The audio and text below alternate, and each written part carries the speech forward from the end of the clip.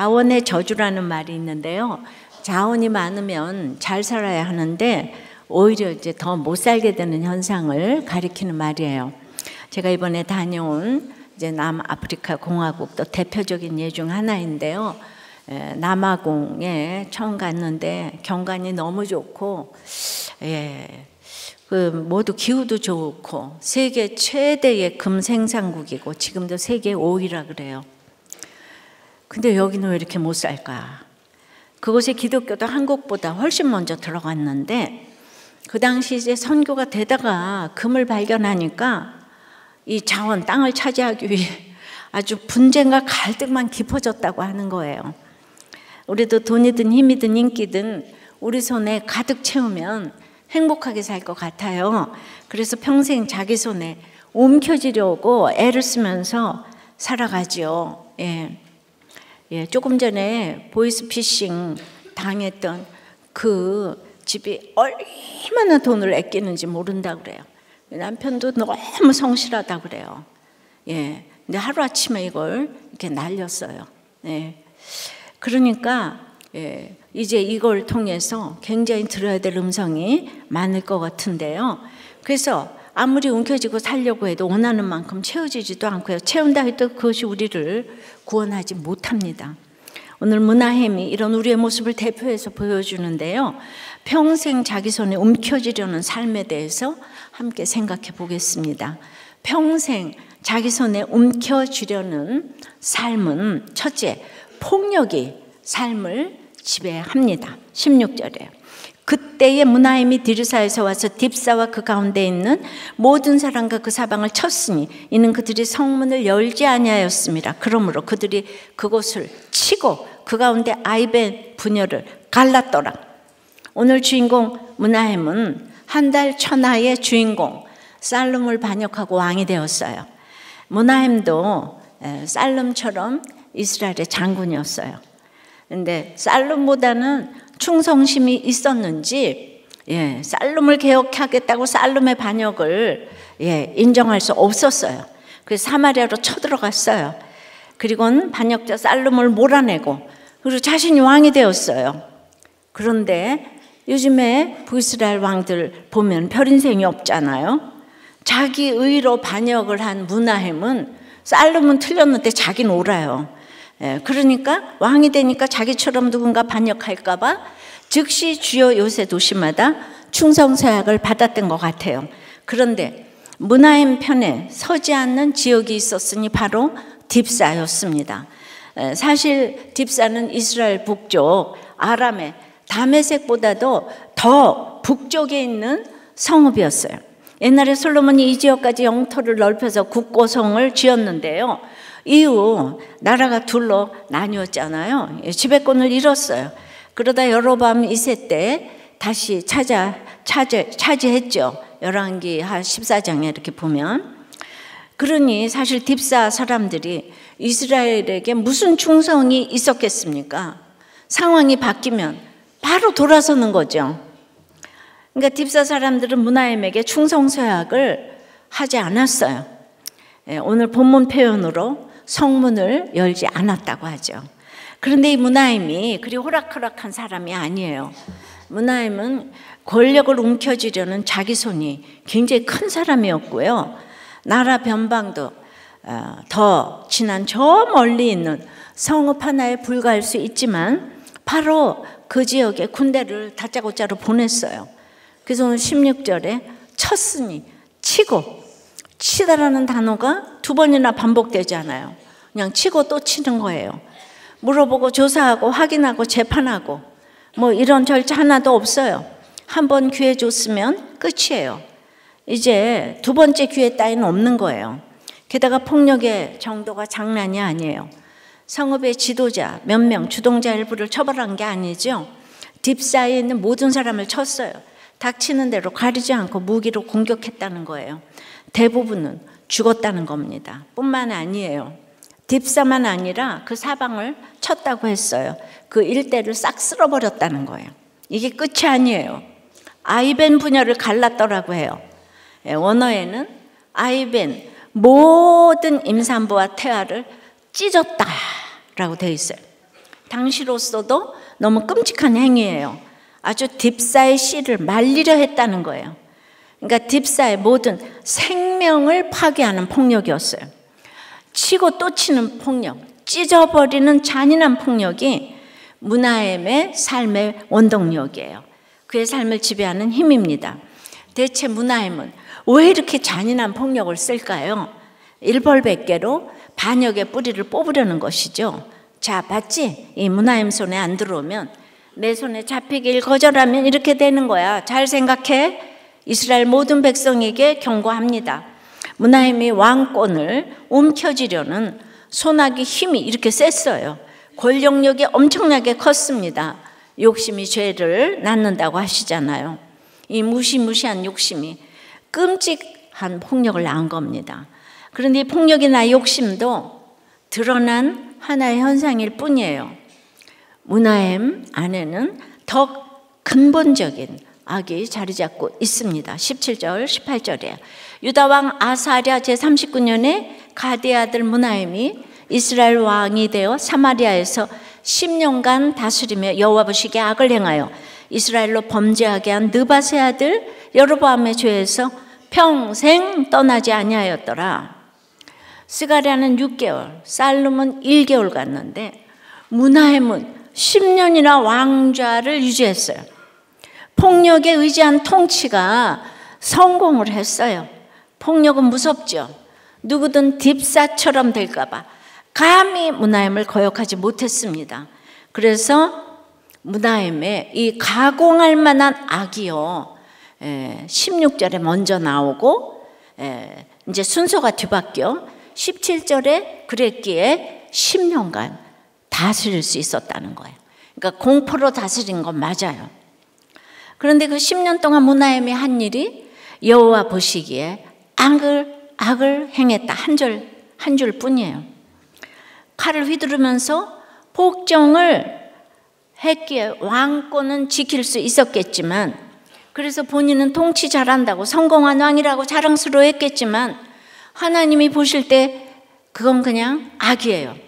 게다가 이스라엘 모든 왕들이 여로보암의 죄에서 떠난 사람이 없잖아요. 그런데 므나헴에게만 붙은 수식어가 하나 딱 있는데 바로 평생이에요. 평생. 그가 사는 모든 날 동안 느밧의 아들 여로보암의 죄에서 평생 떠나지 않았다는 거예요. 무슨 뜻입니까? 므나헴의 모든 삶이, 그 존재 자체가 여로보암의 죄와 하나가 되었다는 거예요. 아주 여로보암의 죄에서 떠날 생각조차 하지 않았다는 거예요. 마음은 온이로되 육신이 약해서라는 핑계를 댈 필요조차 없을 만큼 금송아지 섬기는 죄에 푹 빠져 있었다는 거예요. 행동만 아니라 말, 생각, 마음 자체가 하나님보다 자기를 더 높이 여기는 탐욕과 교만이 꽉 차 있었다는 거예요. 그러니 죄의식 자체가 없습니다. 이렇게 평생 우상 숭배하고 자기 숭배하며 사니 무엇이든 자기 손에 옮겨지려고 폭력을 무지막지하게 쓰는 거예요. 스스로 생각했겠죠. 자기가 세상에서 제일이라고요. 칼을 마음대로 휘두르고 사람들이 다 두려워 벌벌 떠니 말입니다. 그런데 그는 사실 자기 욕심의 노예, 교만의 노예로 사는 거예요. 폭력에 집어삼킴 당한 삶을 살잖아요. 폭력의 악의 지배를 받으며 사는 종, 죄의 노예입니다. 우리도 우리 손에 움켜쥐려 하는 게 많아요. 자식, 남편, 아내는 물론이고 부모님과 형제에 대해서도 그렇습니다. 이웃도 그래요. 층간소음만 해도요, 이웃이 내 손 안에 있기를 원해요. 내가 좀 시끄럽게 할 때는 이웃이 없으면 좋겠고, 내가 조용히 있을 때는 이웃도 조용히 해주기를 바라요.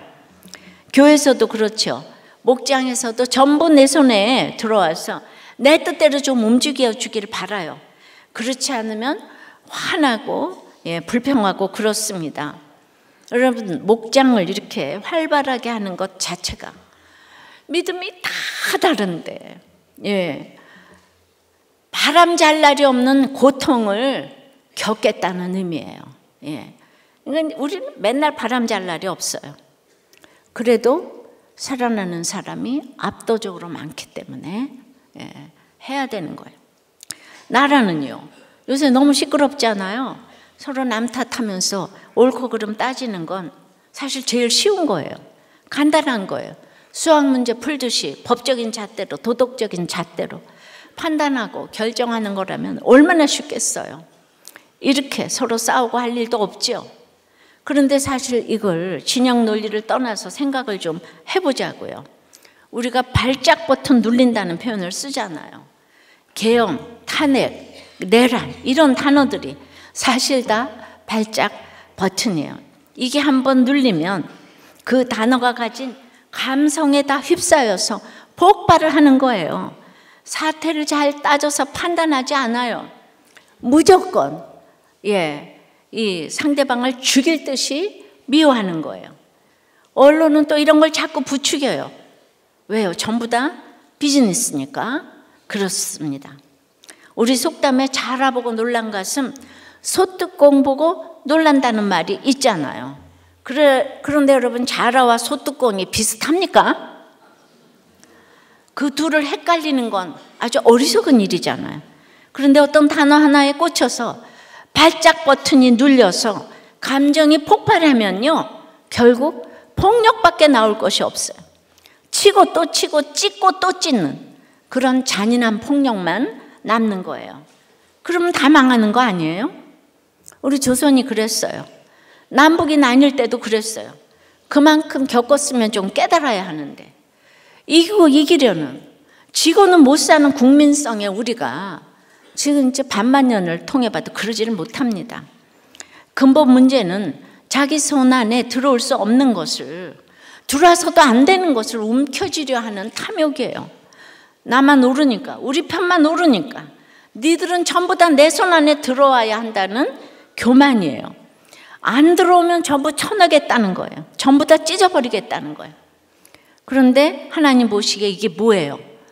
여로보암의 악한 죄에서 평생 떠나지 않는 모습이라는 겁니다. 제가 엊그제 정신병동에도 아침이 와요라는 드라마를 잠깐 보았는데요.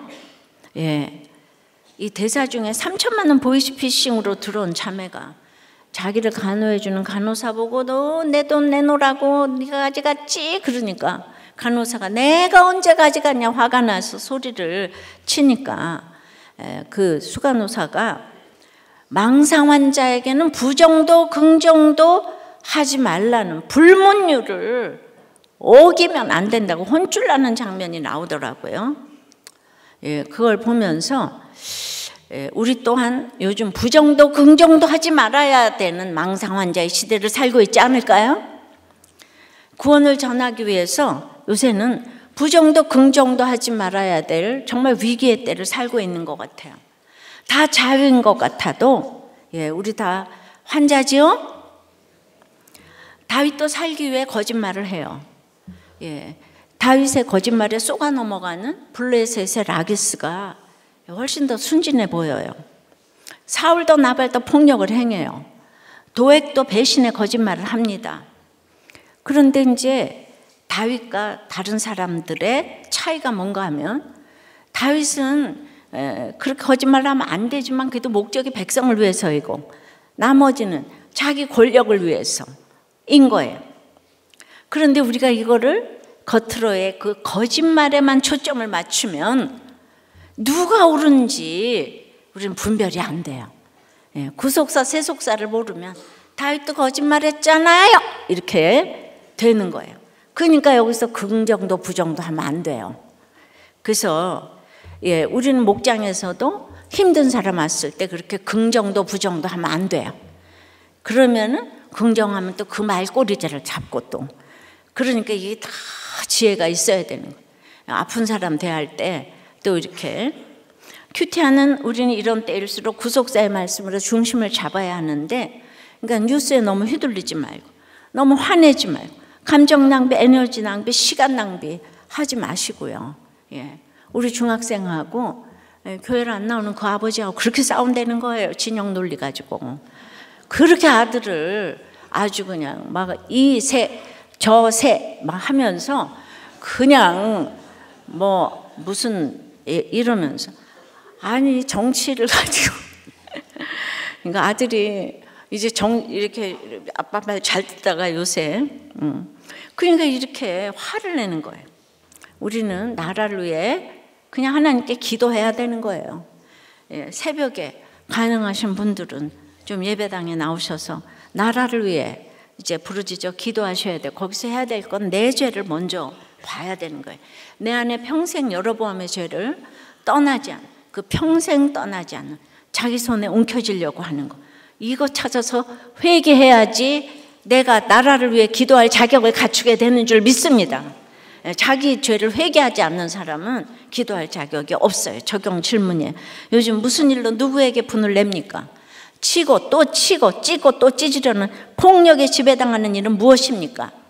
지금까지 평생 떠나지 않고 있는 금송아지 숭배는 무엇입니까? 평생 자기 손에 움켜쥐려는 삶은 첫째 뭐라 그랬어요? 폭력이 삶을 지배해요. 그러면 두 번째는 당연히 돈만 의지하게 돼요. 예, 폭력과 돈, 평생 움켜쥐려면 폭력과 돈이 수반돼야 되는 거예요. 19절 20절이에요. 아수르왕 불이 와서 그 땅을 치려하며 므나헴이 은 1000달란트를 불에게 주어서 그로 자기를 도와주게 하므로 나라를 자기 손에 굳게 세우고자 하여 그 은을 이스라엘 모든 큰 부자에게서 강탈하여 각 사람에게 은 50세겔씩 내게 하며 아수르왕에게 주었더니 이 아수르왕이 되돌아가 그 땅에 머물지 아니하였더라. 근데 하나님은요, 이스라엘을 버리지 않으세요. 심지어 평생 여로보암의 길을 가는 므나헴도 하나님은 끝까지 포기하지 않으시고 참다 불을 보내시는 거예요. 파이어가 아니고요. 29절에 디글랏 빌레셋의 별명이에요. 아수르왕 디글랏 빌레셋 3세예요. 예, 이 사람은 아수르의 영토를 2배나 넓힌 아주 그만큼 많은 그만큼 많은 전쟁을 치렀다는 뜻이고요. 이제 BC 743년경에 지중해로 진출하는 항구를 얻기 위해 이스라엘 주변 지역을 공격했어요. 바로 이때 상황입니다. 당시 최대 강대국 아수르가 쳐들어온다는 소식은 므낫세에게는 최대의 위기인 거예요. 한순간에 나라를 지금 잃을 수 있는 거예요. 예, 우리도 그렇게 될 수 있어요. 그러니까 나라라기보다는 자기 왕권이에요. 폭력으로 자기 손에 꽉 쥐고 있는 왕권을 자기보다 손아귀 힘이 훨씬 더 센 아수르 왕 불이 와서 빼앗으려 하는 거예요.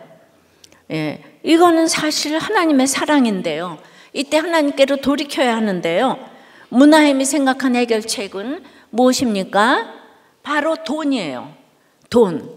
나라 모든 큰 부자들에게 돈을 강탈했어요. 예, 부자들에게 돈 뺏는 거는 아무것도 아니다. 예, 이거에서 은 50세겔이 당시 노동자 200일치 임금의 가치인데요. 오늘날 임금으로 계산해도 최소한 2천만 원은 되어서 1년 연봉 정도 되는 이런 것들을 부자들 한 6만여 명에게 강제로 빼앗았어요. 당시 이스라엘 왕실 연간 그 수입이 은 200달러 정도였으니까 5년치 나라 수입을 한 번에 불에게 바친 거예요. 므나헴이 그야말로 영끌해서 조공을 바쳤어요. 모든 부자들을 내가 치는 거는 우리 밑에 사람들이 좋아할 거야. 왜 이렇게 많은 돈을 바쳤어요? 오늘로 보면 아수르 왕의 손이 자기와 함께 있게 하며 나라를 자기 손에 굳게 세우려고 했다는 거예요. 그러니까 불을 위한 불의 손으로 자기를 위한, 나라가 아니고 자기를 위한 조공이기 때문에 이건 세금도 아니고 강탈한 거예요. 토색한 거예요. 똑같은 상황이라도 이것이 이기적인 것인지 나라를 위한 것인지 자기와 하나님은 아세요. 그래서 어떻게 한 거예요? 많은 돈을 주고 아수르 왕 불의 손이 자기 편을 들게 했다는 거예요. 자신이 아수르 왕의 손에 사로잡힌 거예요. 그래도 상관없다는 거예요.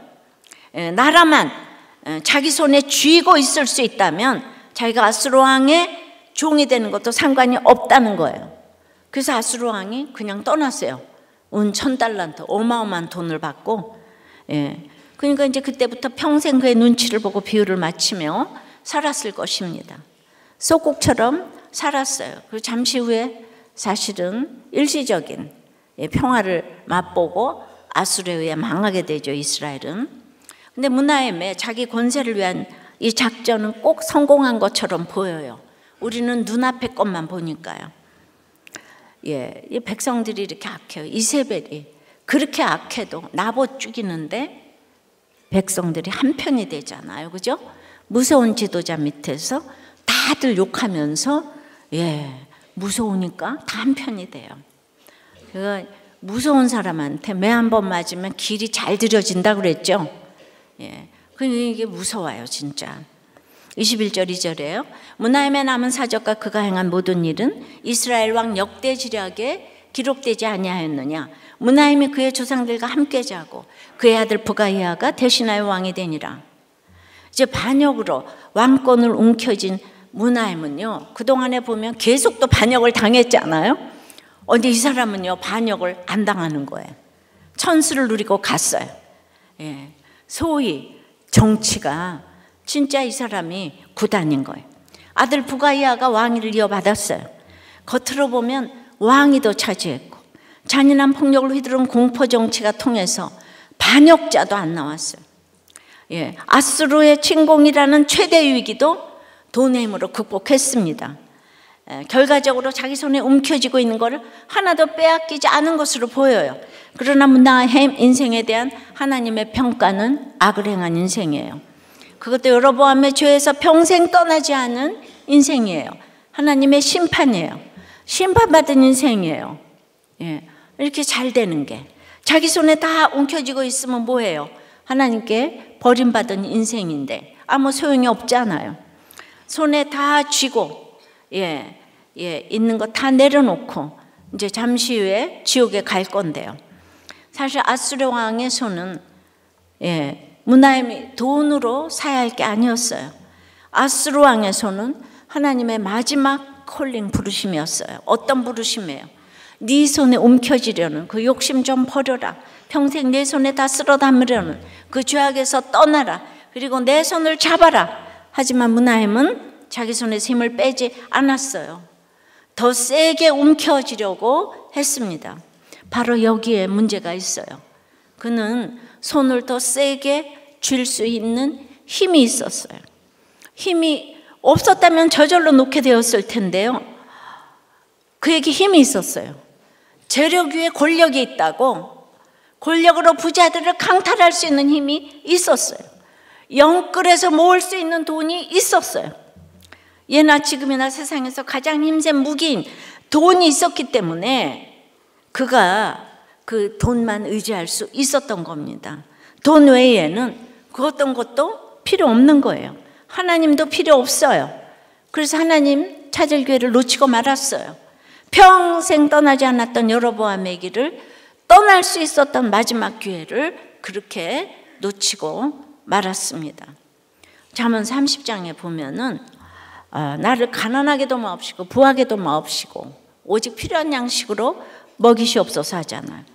가난하게 마옵시고는 이해가 되지만은 왜 부하게도 마시라고 할까요? 혹 내가 배불러서 하나님을 모른다, 여호와가 누구냐 할까 하오며, 돈이 많으면 배가 부르면 다들 하나님을 모른다 한다는 거예요. 그래서 돈이면 다 된다는 생각 자체가 돈만 의지하려는 이제 마음이에요. 그러니까 그렇게 아끼고 성실하게 살았는데 이 16억을 보이스피싱을 당하면 어떻게 되는 거예요? 그러니까 악해도 성실해도 이제 정말 하나님께 구하고 가야 되는 거예요. 이것이 평생 자기 손에 근데 이제 인생은 누구나 다 똑같은 거예요. 나쁘고 좋아서가 아니에요. 우리는 자기 손에 평생 다 옮겨지고 살려는 이제 그것이 탐욕이 곧 교만한 거를 알아야 하는데 돈을 잃는 사건이 생겼습니까? 내가 돈처럼 의지하는 지위, 권력, 사랑, 관계 등 온갖 우상들을 빼앗기는 사건을 당했어요. 손에 움켜쥐고 있던 그 세상의 힘들을 어쩔 수 없이 놓아버려야만 하는 상황에 몰렸습니까? 그건 망하는 사건이 아니에요. 예. 보이스피싱도 망하는 사건이 아니에요. 그냥 회개하라고 주시는 사건이에요. 그 사건을 통해 주님이 이렇게 외치시는 거예요. 돈 움켜쥐고 있는 손 놓고 내 손 잡아라. 내가 네 손 잡아줄게. 꼭 잡아줄게. 놓지 않을게. 너 내 손만 꼭 잡고 따라오렴. 예. 적용 질문이요. 내 손에서 빼앗길까 걱정하고 두려워하는 것은 무엇이에요? 아스루 왕의 손처럼 내가 내 편 삼으려 하는 세상 힘은 무엇이에요? 올 한 해 내가 강탈한 것은 없습니까? 신앙 고백으로 11조를 하세요? 억지로 하세요? 안 하세요? 예. 굉장히 중요한 질문인 것 같아요. 직분을요, 너무 탐을 내도 이상하지만 너무 안 하겠다는 것도 이상한 거예요. 예, 항상 이제 하나님의 그 타이밍대로 평생 자기 손에 움켜쥐려는 삶은 첫째 뭐요? 폭력. 예, 폭력이에요. 두 번째는 돈이에요, 돈. 그러면 세 번째는 결국 모두 잃고 말아요. 23절 4절에요. 유다의 왕 아사랴 50년에 므나임의 아들 부가이아가 사마리아에서 이스라엘 왕이 되어 2년간 다스리며 여호와께서 보시기에 악을 행하여 이스라엘로 범죄하게 한 느밧의 아들 여로보암에 죄해서 떠나지 아니한지라. 이 가운데도 유다 왕 아사랴는 남유다 아사랴는 나병으로 별궁에 있어도 50년이 넘도록 왕자에 앉아 있는 거예요. 유다의 왕들은 여호와께서 보시기에 정직행하였으나 산당을 제하지 못했잖아요. 북이스라엘 왕들은 처음부터 여호와 보시기에 모든 왕들이 악하게 행했다고 그랬어요. 여호와 보시기에 악을 행했다. 이렇게 달라요. 그러니까 북이스라엘은 이제 망할 날이 곧 다가오고 있어요. 끝으로 달려가니까 지금 반역이 계속 일어나서 6개월, 1개월, 10년, 2년으로 이제 악으로 치닫고 있는 거예요. 므나임은 아들 이름을 부가야로 지었는데 여호와께서 여신다라는 뜻이에요. 하나님을 믿지도 않은 므나임인데 열리기를 간절히 소원한 게 무엇일까요? 오래오래 이어질 자신의 왕조. 지금 왕조가 두 번이나 바뀌는 정치적 혼란이 그치고 이제 므나임 왕조가 예후의 왕조를 넘어 수십 년, 수백 년 이어지기를 원했던 거예요. 그런데 므나임의 관심은 평생 자기 손, 우리 집, 자기 손에 잔뜩 움켜쥐는 것 뿐이었어요. 그러니까 므나임 왕조가 영원히 이어지기를 바라는 것도 자기 손에 왕권을 영원히 놓고 싶었던 것이죠. 그렇게 하기 위해서 정작 해야 할 것을 하지 않았어요. 무엇을 해야 할지도 몰랐어요. 왜죠? 이미 답을 안다고 생각했던 것이에요. 왜냐하면 돈만 있으면 다 된다고 확신했던 거예요. 주변 나라들이 무서워서 어쩔 줄 모르는 아스루 왕도 자기 돈으로 구워 삶았잖아요. 돈의 힘이 일평생 계속해서 통했어요. 폭력이 통했어요. 그러니까 자기는 이미 눈이 열려서 모든 것을 볼 줄 안다고 확신했어요. 정작 열어야 할 것은 하나님을 믿는 영의 눈인데 휘두를 수 있는 주먹이 있고 쓸 수 있는 돈이 있으니까 자신이 평생 어떤 길로 가고 있는지 띵하지 않습니다. 그렇게 평생 여로보암의 죄를 떠나지 않고 평생 자기 손에 가득 채우며 사니 그 아들 부가이아가 무엇을 배우겠습니까? 아버지 따라 여호와께서 보시기에 악을 행할 뿐이었어요. 아버지와 똑같이 여로보암의 죄에서 떠나지 않았습니다. 그냥 여호와께서 보시기에 악을 행했다. 이제 악의 평범성이니까. 근데 뭐가 이렇게 부연 설명이 붙은 왕들은 아주 악한 왕들이란 뜻이에요. 그래서 어떻게 됩니까? 25절 6절에 그 장관 르말랴의 아들 베가가 반역하여 사마리아 왕궁 호위소에서 왕과 아르곱과 아리엘을 죽이되 길르앗 사람 50명과 더불어 죽이고 대신하여 왕이 되었더라. 부가이아의 남은 사적과 그가 행한 모든 일은 이스라엘 역대지략에 기록되니라. 부가이아는 자기 장관 베가에 의해 반역을 당해 죽습니다. 장관은 왕을 지키는 호위대장을 말해요. 경호실장 되는 거죠. 그러니까 왕을 지켜야 할 이 경호실장이 왕을 죽이는 거예요. 어디서 죽었나요? 사마리아 왕궁 호위소래요. 왕궁 호위를 책임지는 요새예요. 왕궁에서도 제일 안전한 곳, 다른 곳이 다 무너져도 마지막까지 남아있을 왕궁 호위소에서 경호실장의 손에 목숨을 잃습니다. 역설 중에 역설인데요. 또한 우리 삶의 단면이기도 합니다. 믿었던 사람 배신하고 배신당하는 것은 인간에게 너무도 평범한 악이에요. 그러니까 이제 북이스라엘은 사람이 죽었다고 해도 아무도 놀라지도 않아요. 이것이 바로 아버지 따라 여로보암의 죄에서 떠나지 않은 삶의 결론입니다. 나아가 이것은 므나헴에 대한 하나님의 심판이에요. 평생 여로보암의 죄에 대한 심판이에요. 평생 그 손으로 다 옮겨지려고 했는데, 다 옮겨진 줄 알았는데 결국 다 잃고 말았어요. 가장 믿을 수 있는 사람의 손으로, 가장 믿을 수 있는 장소에서 자기 손으로 꼭 쥐고 있던 걸 전부 다 잃어버렸어요. 므나헴 사후 2년 만에 다 잃어버렸어요. 므나헴이 곧 모든 인류를 대표하지요. 우리도 태어난 상태 그대로 살았다면 므나헴처럼 평생 자기 손에 뭔가를 잔뜩 움켜쥐려고 수고하고 무거운 짐진 채 살다가 결국 다 잃어버리고 끝났을 것이에요. 2차 대전 후에 이제 일본은 인간 승리로 이를 악물고 일어나서 economic animal, 경제 동물이라고 그러잖아요. 그래서 경제 대국이 되었어요. 그래서 불과 30-40년 전만 해도 삼성은요, 소니를 쳐다보지도 못했어요. 근데 우리나라는 감사하게도 전쟁 후에 예수를 너무 잘 믿었어요. 그래서 이 선교사를 이 조그만 나라에서 미국 다음으로 많이 파송하는 나라가 되었으니까 이 우상단지 나라에서 그야말로 이 기적 중에 기적입니다. 그러니까 불과 30-40년 만에 이 삼성이 소니를 물리치는 상상이 안 되던 일이 일어났어요. 그래서 우리는 하나님의 은혜로 10위권에 들어갔는데요.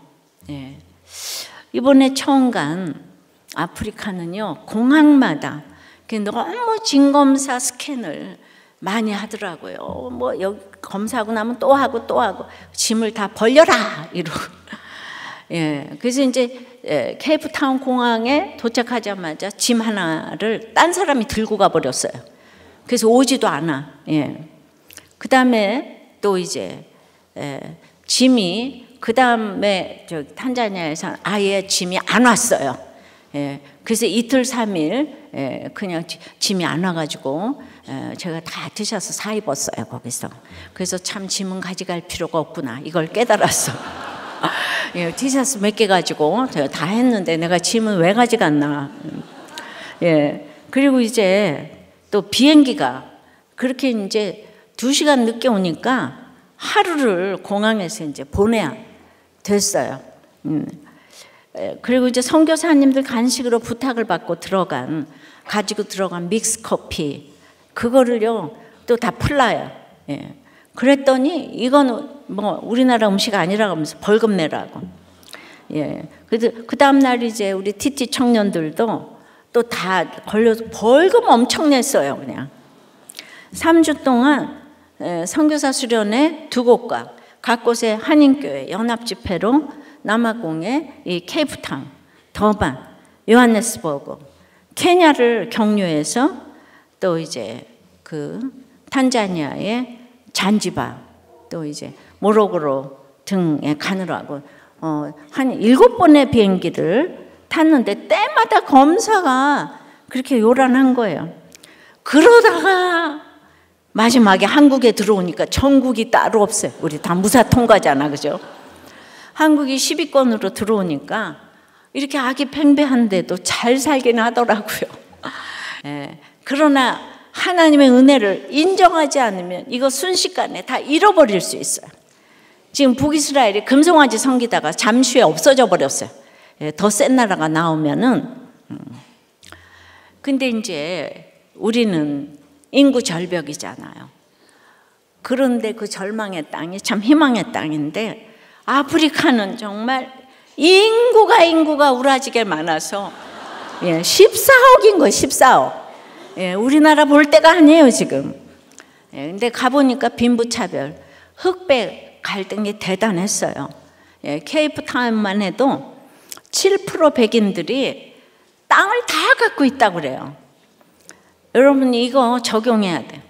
그들은 프랑스나 영국에서 신앙의 개혁을 위해서 거기 갔잖아요. 그러니까 옳고 그름으로 틀렸다, 밸런스 다 틀렸다 갔는데 거기서 그러면 복음을 잘 전해야 되잖아요. 근데 그들은 오직 백인에게만 복음을 전하고 흑인들에게는 복음을 전하지 않고, 그리고는 이제 그 땅들을 사가지고 하나도 논아주지 않고, 똑같이 지금 옳고 그름의 개혁의 대상이 백인이에요 지금. 그러니까 개혁을 하려고 그러면 안 돼. 복음을 전해야지. 그러니까 백인 우월주의에 젖어 있고, 또 흑인들은 피해의식으로 똘똘 뭉쳐 있으니까 여전히 도둑과 강도들이 활개를 치고 있지만 그런 희망을 봤어요. 왜냐? 예수만이 답이거든요. 삶의 간증은 세계 공용어예요. 그래서 아프리카에도 큐티인은 통하더라고요. 그리고 이 많은 곳을 갔는데 가는 데마다 아는 분들이 반드시 계시고 큐티인을 쓰고 있는 분들이 반드시 있어. 제가 아프리카 끝에 가도 있다고 그랬죠? 진짜 있더라고요. 그러므로 우리가 할 일이 정말 이렇게 많더라고요. 그래서 우리가 이사야 65장 2절처럼 내가 종일 손을 펴서 자기 생각을 따라 옳지 않은 길을 걸어가는 패역한 백성을 불렀나니, 아주 그냥 자기 손을 평생 꽉 쥐고 살던 패역한 우리를 종일 손을 펴서 불렀는데, 펴고 또 펴서 불러도 대답하지 않으니 직접 사람이 되셔서 이 땅에 오셨어요. 그래도 영접하지 않으니 우리에게 성령을 보내주셨습니다. 하나님께서 손을 펴서 행하신 이 구원에 힘입어 이제 우리는 평생 자기 손에 움켜쥐려던 악한 길을 떠나서 이제는 평생 자기 손해가 아니라 평생 주의 손에 우리 자신을 맡기고 주의 손에 의지하며 주신 사명을 감당하는 복된 삶을 살게 되기를 축원합니다. 이제 적용 질문이에요. 가정에서 나는 어떤 모습을 보여주고 있습니까? 올해 손을 펴서 섬기지 못한 일은 무엇입니까? 주님의 손을 붙잡기 위해 이번 한 주 어떻게 하겠습니까? 2024년 남은 열을 우리가 이렇게 주님의 손을 꼭 잡고 우리가 있어야 할 자리를 잘 지킬 수 있기를 축복합니다. 말씀을 맺어요. 평생 자기 손에 움켜쥐려는 삶은 첫째 폭력이 삶을 지배한다고 그랬어요. 그리고는 돈밖에 모른다고 그랬어요. 그러면 결국 다 잃고 만다고 합니다. 우리는 우리가 잘나서가 아니고 우리를 위해서 예수님을 우리에게 보내주셨기 때문에 이 예수님을 믿으면 이 손을 펼 수가 있게 될 줄 믿습니다. 기도할게요. 아버지 하나님, 한 달 천하에 이제 살름을 반역한 문하임이 아이벤 부녀를 찢을 정도로 잔인한 큰 손으로 평생 폭력과 재물로 나라를 철권 통치했다고 합니다. 지금 이렇게 무서우면 누가 무슨 말을 할 수가 있었겠습니까? 그리고 저는 아무리 생각해봐도 문화행가는 내가 상관이 없는 인생인 줄 알았습니다. 그런데 자기 손에 평생 움켜쥐고 있었던 인생이 바로 저가 아니겠습니까? 이렇게 참으로 돈이 좋아 공부하고 결혼하고 모든 것을 다 잃고 지옥 갔을 저인데 하나님이 사랑하셔서 아수르의 불을 보내셔서 저를 밟아주셔서 문화인가 다를 것이 없는 저의 주제를 알게 해주셨습니다. 다윗이 울 기력이 없도록 울다가 하나님께 물었을 때 병든 아말렉 소년 한 사람이 보여서 그를 구해주고 전쟁에 이겨 식구들을 도로 찾게 하셨습니다. 큰 구원은 늘 병든 한 사람부터 보이는 것이 시작인 줄 알게 하여 주시옵소서. 주님, 참으로 나라가 지금 혼란스럽습니다. 주여, 우리 모두 각자의 죄를 보며 평생 자기 손에 움켜쥐려는 것들을 내려놓게 하여 주시옵소서. 내 옆에 힘든 한 사람부터 보기 시작하여 도로 찾는 이 나라의 영광을 보게 하여 주시옵소서.